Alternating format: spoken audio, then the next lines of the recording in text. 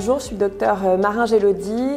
Je suis ophtalmologiste à Lorient et spécialisée en orbitopalpébrale, c'est-à-dire dans les pathologies qui vont concerner les paupières, les voies lacrymales et l'orbite. Je vais maintenant vous parler du ptosis, qui est la chute de la paupière sur l'œil. Il s'agit d'un problème musculaire dont l'origine peut être variée. Elle peut être liée à l'âge, donc liée à la sénilité, avec un relâchement des muscles. On a une désinsertion de l'aponévrose, qui est le ligament qui maintient le muscle releveur de la paupière au cartilage de la paupière. Il peut être mécanique en cas de lésion qui va entraîner un poids et faire donc chuter cette paupière. Et ça peut être également musculaire ou neurologique. Dans tous les cas, le traitement sera chirurgical.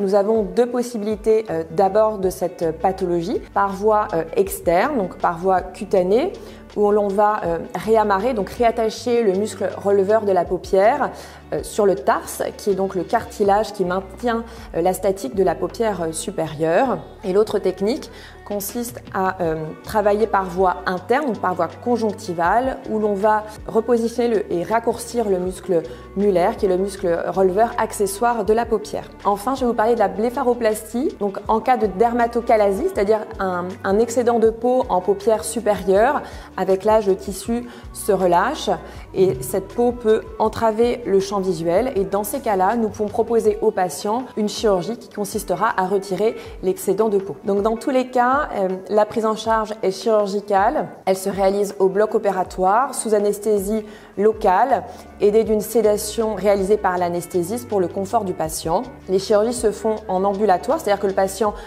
rentre et repart dans la même journée. Donc le patient repart de la clinique avec un pansement sur le globe.